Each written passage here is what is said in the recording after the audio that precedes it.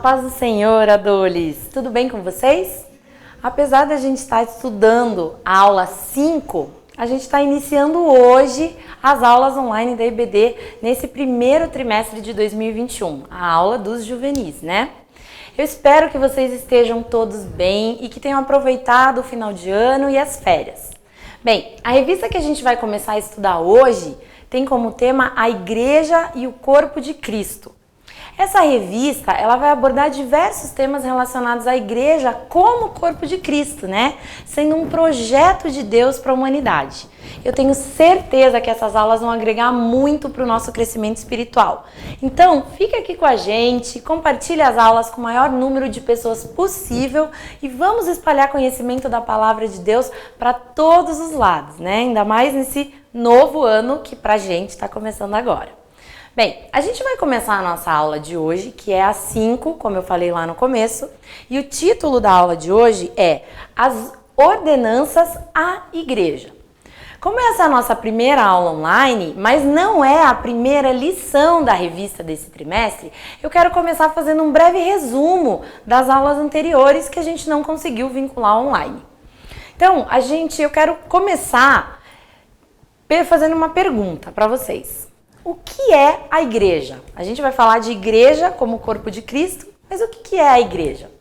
A gente sabe que a igreja não é uma instituição qualquer, ou um prédio, ou um objeto impessoal. A igreja, ela é uma assembleia formada de cristãos que integram o corpo de Cristo. Mas o que é o corpo de Cristo? Cada vez mais pergunta, né? O que é o corpo de Cristo, então? O corpo de Cristo, pessoal, é o termo usado que a gente usa para representar a união das pessoas salvas em Jesus, que integram um todo, que formam um só corpo. Por isso que a gente fala que é o corpo de Cristo. É a união dos salvos, né? Em 1 Coríntios, no capítulo 12, no versículo 27, o apóstolo Paulo nos diz que juntos nós somos o corpo de Cristo e cada um de nós é uma parte dele, desse corpo, né? Então, quando cada um de nós nos unimos a Cristo, a gente se torna um só povo com os demais cristãos do mundo. Olha só que legal, pessoal. A igreja, ela é formada pela união de todos os povos através de Jesus, né? Sabe, um outro ponto bem interessante quando a gente está falando desse conceito de igreja, está falando sobre igreja, é que quando a gente fala de igreja, a gente pensa em duas dimensões. Existem duas dimensões. A dimensão visível e a dimensão invisível, né? A igreja visível é formada pelos membros de todas as denominações espalhadas pelo mundo que podem ser contabilizados. Ou seja, a igreja visível é aqueles que a gente está vendo, né? Aqueles que a gente consegue contabilizar ao redor do mundo, né? Mas a igreja invisível é aquela que só Deus pode ver, porque ela é composta por todos os salvos de todas as épocas, quer seja do mundo antigo, quer seja do tempo presente. Então a igreja invisível são todos os cristãos, os que já foram, os que vão ser. Essa é a igreja que só Deus consegue ver, né? Então viram só como a palavra igreja ela é bem abrangente. Quando a gente está falando de igreja, a gente consegue falar de um ramo vasto de coisas, né?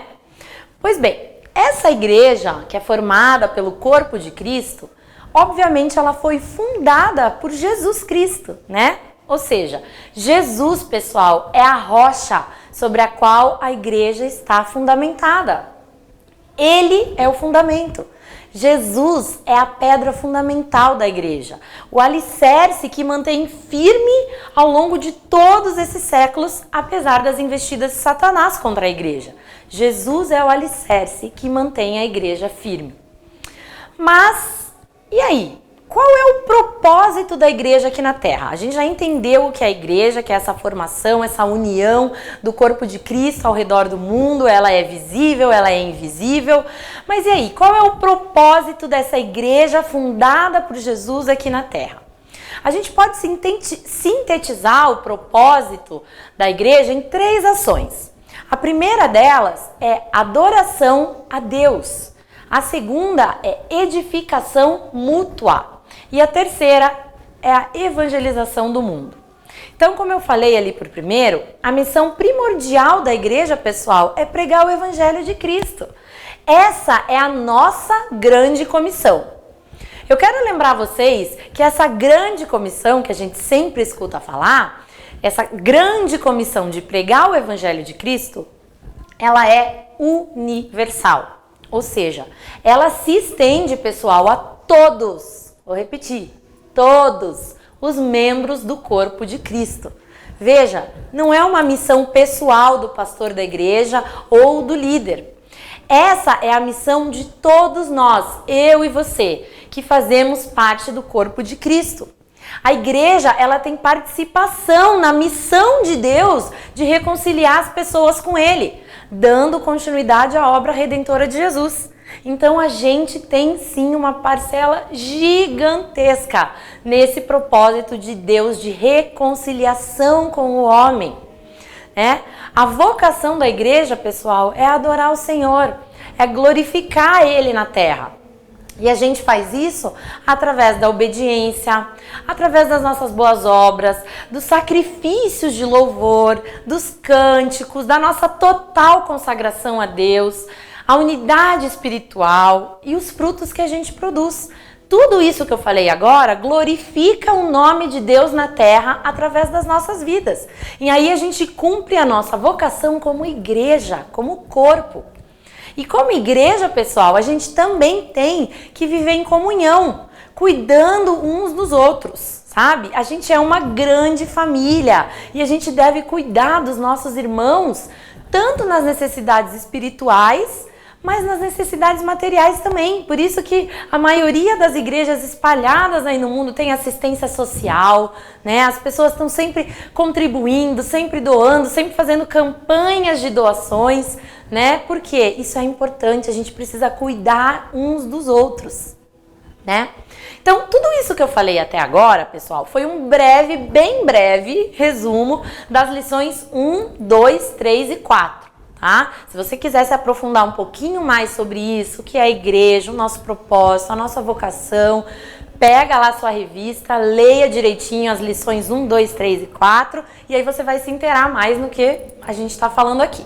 Mas, a partir de agora, a gente vai entrar mais especificamente no conteúdo da aula 5, que fala sobre as ordenanças de Jesus para a sua igreja, para nós, né? Então eu fiz esse rápido resuminho para que a gente pudesse contextualizar melhor o assunto de hoje, ok? Então vamos lá. Nós sabemos, pessoal, que o cristianismo, ele não é uma religião que segue muitos rituais. Nós não somos uma religião ritualística, né? E é exatamente por isso que a Igreja de Cristo, em todos os tempos e locais, ela tem a completa liberdade de adotar os métodos que acham mais adequados, né?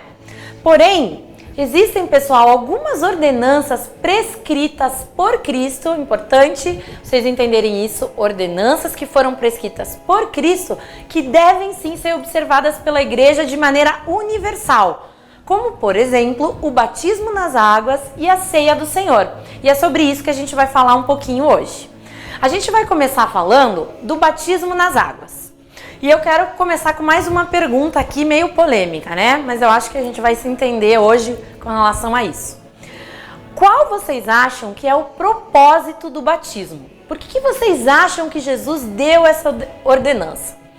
Sabe por que eu estou perguntando isso, pessoal? Porque muitas pessoas afirmam ou pensam que o propósito do batismo nas águas é a salvação da nossa alma. E essa afirmação, esse pensamento, está completamente errado.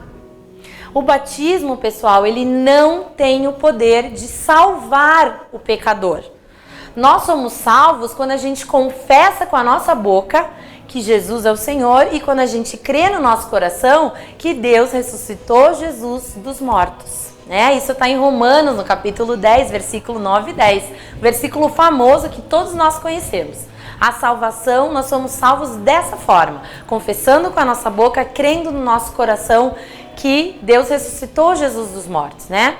Então, pessoal, o batismo nas águas, veja bem, ele não é um pré-requisito direto da salvação. Mas, presta bem atenção nesse mas bem grandão aqui, apesar do batismo não ser um pré-requisito de salvação, ele é sim um cerimonial importante para a integração do novo crente na família de Deus. Sabe por quê? Porque o batismo ele marca a nossa morte para o pecado e o nascimento para uma nova vida em Cristo. Sabe, eu já falei para vocês que eu dei aula para os adolescentes aqui, por muitos anos, né?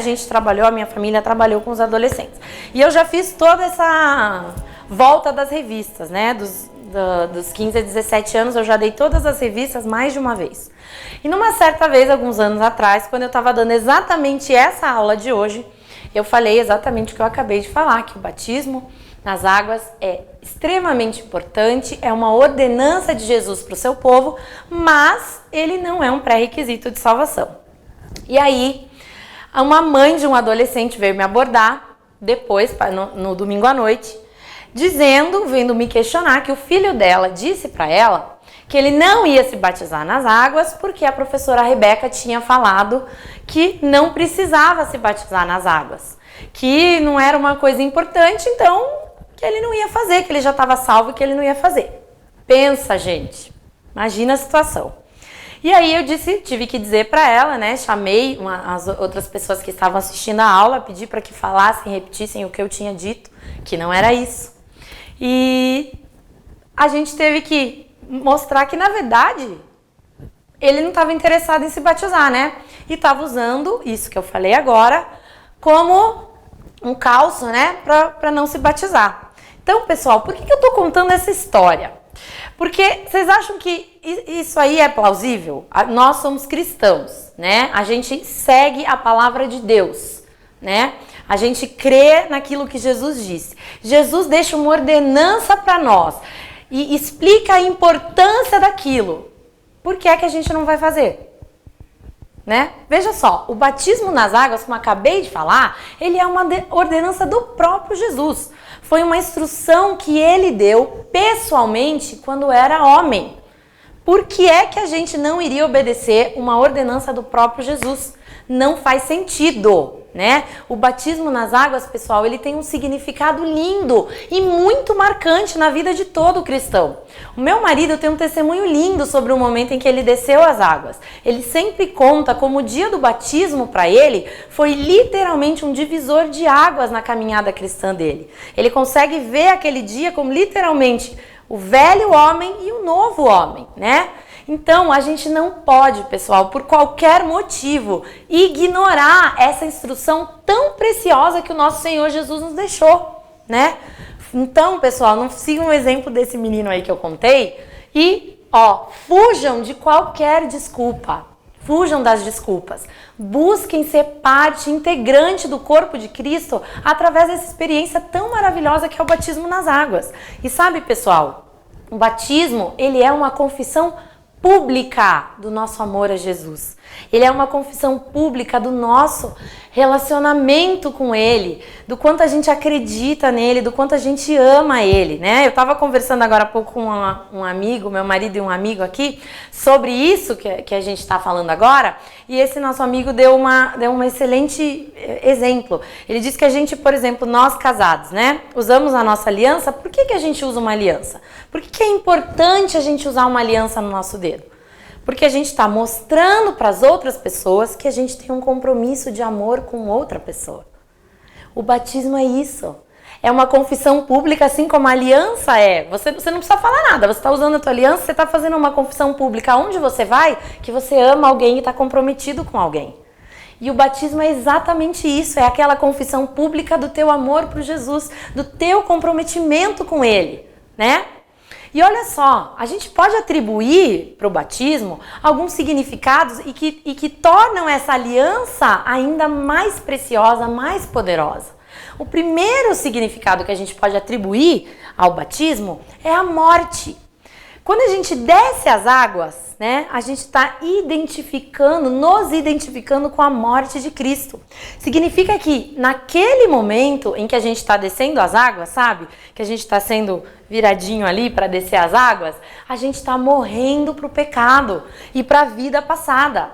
Aquela velha criatura dominada pelos desejos da carne, aquela criatura cheia de pecado, de maldade, tendente a fazer tudo que é mal, aquela criatura está morrendo e dando lugar para uma nova criatura transformada por Cristo. Olha que simbologia maravilhosa. O segundo significado que a gente pode dar para esse momento do batismo é um sepultamento. Então, quando a gente está descendo ali, a gente está dizendo, estou morrendo para o mundo. E quando tem a imersão nas águas, aquilo está apontando para o nosso sepultamento com Cristo. É a forma de mostrar para o mundo que aquela velha criatura está sendo sepultada ali para sempre. Está descendo ali naquela água e ali ela vai ficar, a velha criatura. E aí vem o terceiro significado importante do batismo, que é a ressurreição. Quando a gente levanta das águas, a gente está simbolizando um novo nascimento. A nova vida que a gente vai levar dali em diante como filhos de Deus. Então, pessoal, é uma cerimônia marcante na vida de todo cristão e que com certeza ecoa de forma poderosa na eternidade. Então, não deixe de viver essa ordenança de Jesus para a sua vida. Bem, para a gente finalizar a nossa conversa de hoje, a gente vai falar agora um pouquinho sobre a ceia do Senhor, né? Que é aquele passo que vem logo depois do batismo, né? A ceia, ela foi instituída por Jesus antes mesmo da sua morte, na noite em que ele reuniu os seus discípulos para celebrar a Páscoa. Vocês lembram disso? Durante essa celebração, a gente tem dois elementos fundamentais e bastante representativos que a gente vai comentar aqui agora. O primeiro deles é o pão.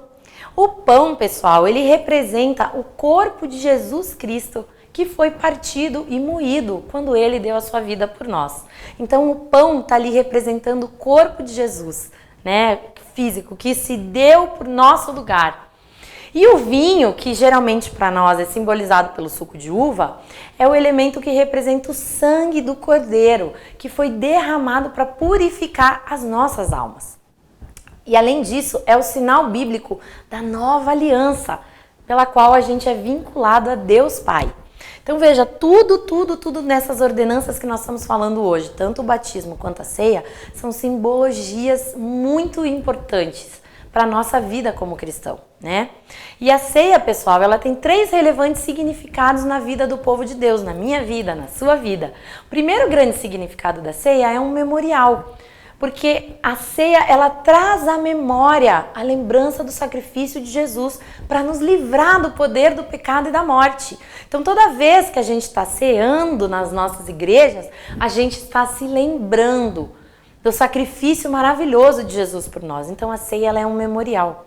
Ela significa também ação de graças. Sabe por quê? Porque naquele momento, naquele ato, quando a gente está tomando o pão e bebendo o cálice, a gente está agradecendo a Deus por tamanha salvação alcançada através de Jesus. É muito, o nosso coração nesse dia, não só nesse dia, gente, mas desde que a gente aceita Jesus, o nosso coração tem que estar cheio de gratidão. E o dia como o dia da ceia é um dia propício para extravasar toda a gratidão que a gente sente por Deus, por Jesus dentro de nós, né? E em terceiro lugar, é a comunhão. A ceia, ela significa comunhão. Comunhão entre nós e Deus, mas também entre nós e os nossos irmãos em Cristo, né? Reparem, pessoal, que a ceia do Senhor, ela aponta tanto para o passado, como para o presente, como para o futuro, né? Em relação ao passado, a ceia é um memorial da morte de Cristo na cruz do Calvário para redimir os nossos pecados. No presente, ela é um ato de renovação da nossa comunhão com Cristo, né? Bem como com os demais membros do corpo. E quanto ao futuro, ela está anunciando o dia da manifestação do Senhor, quando a gente vai estar com Ele eternamente. Bem, pessoal, eu espero que vocês tenham conseguido, através dessa aula, compreender a importância do batismo nas águas e da Santa Ceia, sabe? Como elementos significativos essenciais, pessoal, para o trabalho do Espírito Santo, de nos lavar, nos regenerar e nos renovar. Essas duas ordenanças de Jesus, elas simbolizam a nossa dependência do Senhor, pessoal, e também a nossa ligação com Ele, o que fortalece ainda mais a unidade da igreja como corpo de Cristo. Eu oro, do fundo do meu coração, para que essa aula tenha sido uma sementinha plantada pelo próprio Deus dentro do coração de vocês. Para os que já se batizaram nas águas, que essa aula tenha sido um doce lembrete da importância e da relevância do seu compromisso com Jesus. E para os que ainda não se batizaram nas águas, eu espero que essa aula tenha sido um doce e eficaz despertamento para o seu coração. Eu desejo uma semana abençoada para todos vocês, fiquem com Deus e até a próxima aula.